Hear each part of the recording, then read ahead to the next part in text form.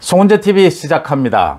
윤석열 후보와 이재명 후보의 지지율 변화, 최근 들어서 관심을 끌게 되는 것은 윤석열 후보의 지지율이 많이 떨어졌죠. 많이 떨어져서 이재명 후보와 오차 범인의 박빙의 승부를 펼치고 있다.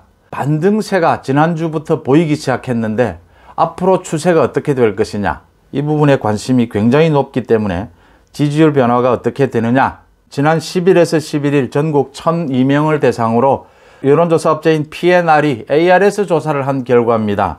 윤석열 47.9, 이재명 37.5, 10.4% 차이가 났습니다. 중요한 것은 지난주에 비해서 윤석열 후보는 5.3%포인트 올랐고 이재명 후보는 1%포인트 내렸습니다. 윤석열 후보의 상승세는 뚜렷하게 상승세, 반등세가 나타나고 있고 이재명 후보는 오히려 1% 하락세, 꺾였다라고 하는 점입니다. 윤석열 후보가 선대위를 구성하면서 김종인과 이준석과의 갈등, 이런 부분으로 인해서 컨벤션 효과를 거의 다 까먹었다. 10% 이상 훌쩍 이재명에게 앞서고 있다가 이제 이재명과 박빙의 승부까지 하락세를 겪었다. 떨어졌다. 그런데 지난 10일, 11일 다시 10% 이상 이재명을 앞서가기 시작했다. 큰 폭으로 윤석열 후보가 반등세를 보이면서 대신 이재명은 하락세를 보이면서 이제 윤석열 후보가 대세론을 형성할 기회를 다시 잡았다라고 하는 점입니다. 윤석열 후보의 지지율이 크게 오르고 있는 것, 무엇으로 봐야 하느냐? 윤석열 후보에 대해서 많은 유권자들이 좀 불안했던 부분, 리더십에 있어서 불안했던 부분에 대해서 안정감을 주기 시작했다. 윤석열 후보가 대통령 후보로서 충분한 리더십, 결단과 포용력을 갖고 있구나 하는 점을 지난 한 달이 넘는 기간 동안 그 선대위 구성을 둘러싸고 갈등도 빚었고 통합도 하는 이런 모습을 보여주면서 많은 유권자들로부터 인정을 받았다. 대신 이재명은 굉장히 불안한 모습을 보이고 있다 라고 하는 점입니다. 송은재TV 제 댓글에서도 지난 한 달여 동안 많은 분들, 굉장히 많은 분들이었습니다. 왜 김종인과 이준석을 좀 감싸느냐, 많은 단점을 지적을 하기도 하는데 그래도 결국 감싸고 안고 가야 된다라고 하느냐, 거기에 많은 불만들이 계셨는데, 첫째, 윤석열 후보가 꾸준히 중간에 약간의 마음이 변하고 갈등도 있었지만 김종인 위원장을 함께 가겠다라고 하는 자세를 윤석열 후보가 바꾼 적이 없습니다. 윤석열 후보가 처음부터 끝까지 김종인 위원장은 안고 간다, 필요하다, 많은 단점에도 불구하고 필요하다라고 하는 점, 이게 팩트입니다. 당원들을 중심으로 해서 보수 지지층 사이에 김종인과 이준석에 대해서 굉장한 거부감을 갖고 있다라는 걸 알고 있지만 팩트를 무시할 수는 없었다. 그 다음 두 번째, 김종인은 많은 단점에도 불구하고 윤석열 후보에게는 필요한 사람이었다. 그 단점을 잘 조율할 수만 있다면, 통제할 수만 있다면, 그러니까 중도 확장, 대선 전략 이런 부분에 있어서도, 메시지나 이런 부분에 있어서도 김종인 위원장의 일부 장점이 있겠지만 가장 중요한 것은 지금 굉장히 복잡하게 야권이 거의 대통합하다시피 한 이 선대위, 국민의힘 선대위가 각양각색의 사람, 그룹들로 지금 짜여져 있지 않습니까? 이걸 전체를 통솔해 나가는 사람으로 김종인 위원장을 대체할 만한 사람이 뚜렷하지 않다라고 하는 점입니다. 물론 김병준 위원장도 있고 홍준표 의원도 생각할 수 있습니다. 그런데 장단점을 생각하고 윤석열 후보에게 맞는, 케미가 맞는 사람이 누구일까 했을 때 많은 비판을 받아야 함에도 불구하고 김종인 위원장이 그래도 조금 우위에 있지 않느냐 하는 점입니다. 그러니까 원톱으로 갈 것이냐, 김종인 위원장이 아니면 원톱이 아닌 공동선대위원장 체제로 가야 합니다. 집단 지도 체제로 가야 하는데 이게 윤석열 후보에게는 부담이다라고 하는 부분입니다. 이런 부분에 있어서 윤석열 후보가 리더십을 보였던 부분이고요. 이준석 대표는 또 김종인과는 좀 다르죠. 이건 당대표니까 당장 탄핵을 하든지 아니면 최고위원회의를 완전히 붕괴시키든지 하지 않으면, 쫓아내지 않으면 어떤 형태로든 안고는 가야 합니다.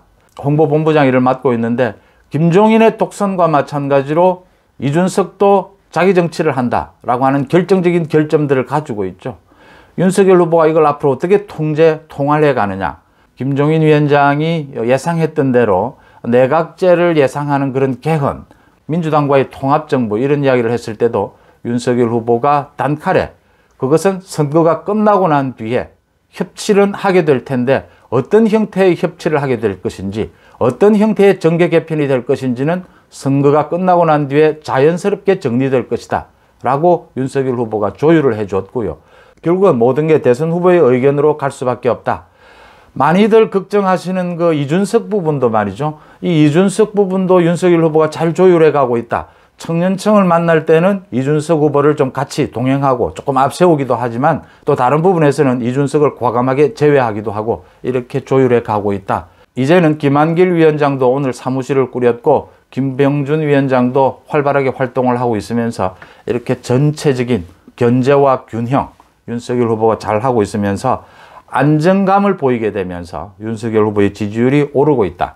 윤석열 후보의 지지율은 앞으로도 계속 오를 것이다. 이재명의 지지율이 꺾이고 있다. 이재명은 역시 박스권 안에서 벗어나질 못하고 있다. 이재명 자신이 지금 신뢰를 주지 못하고 있는 부분이죠. 날마다 말이 바뀌는 저런 식으로 해가지고는 누가 믿을 수가 없는 부분이거든요. PNR의 여론조사 조금 더 주목할 부분이 있습니다. 누가 대통령이 될 가능성이 높느냐. 이 부분이 굉장히 중요하거든요. 이게 지지의사와 관계없이 많은 사람들의 예측을 이야기하는 것이기 때문에 이게 중도층의 흐름 이런 부분에 굉장히 큰 영향을 미치는 것이죠. 윤석열이 압도적이었습니다. 윤석열 52.2%, 이재명 40.6%, 무려 12% 차이가 나고 아주 중요한 윤석열 후보가 50%를 넘어섰다고 하는 겁니다. PNR 여론조사에는 포함이 되지 않았지만 요즘 또 가장 관심을 끄는 것이 허경영 후보의 지지율이 굉장히 높아지면서 허경영 후보가 TV 토론에 등장할지도 모른다. 이재명에게 유리하느냐 윤석열에게 유리하느냐 이게 지금 가장 또 많이 논란이 되고 있습니다. 지금 허경영 후보를 여론조사에 넣는 여론조사 기관도 두세 곳 있고 그리고 많은 여론조사 기관에서는 넣지 않고 있는데 넣는 여론조사 기관 결과를 보면 허경영 후보가 지금 거의 3%, 4% 이렇게 나오는 곳도 있어요. 여론조사 결과에서 5%를 넘는다든지 이렇게 여러 가지 조건에 따라서 나중에 TV 토론을 하게 되면 허경영 후보도 포함이 될 수가 있다라고 하는 점입니다. 또 지금도 허경영 후보에 대한 언론 보도도 심심찮게 나오는 만큼 또 중요한 건 허경영 후보는 끝까지 완주한다가 당연하지 않습니까? 그러니까 허경영 후보의 지지율 이게 어떤 영향을 미칠 것이냐.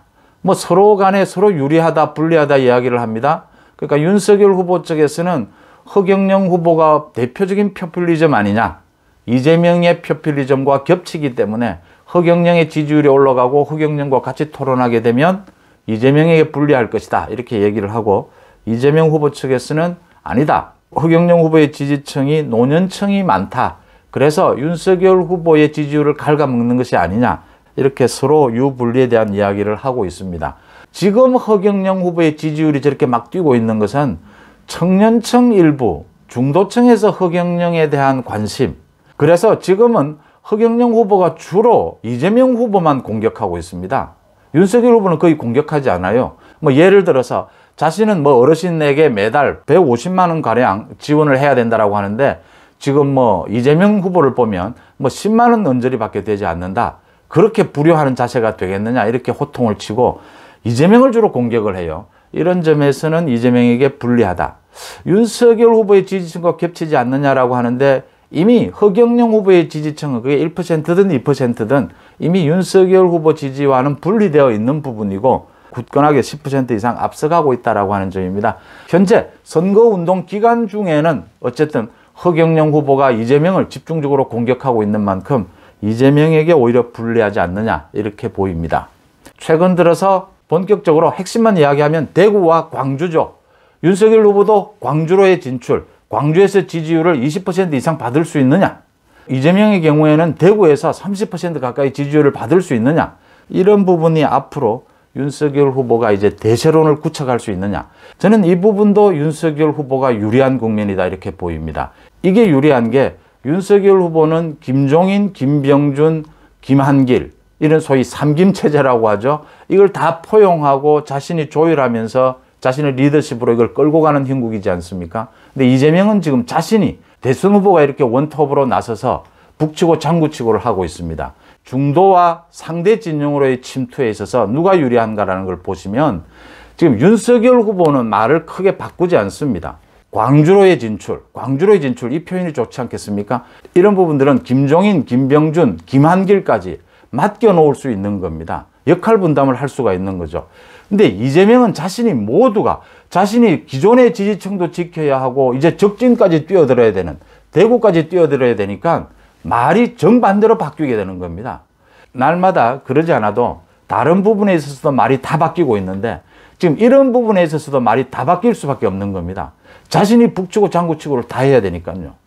광주에 가서는 전두환 비석을 발로 밟고 훌쩍 뛰면서 발로 밟고 그 난리를 치다가 대구에 가서는 전두환 대통령이 경제는 잘했다라고 합니다.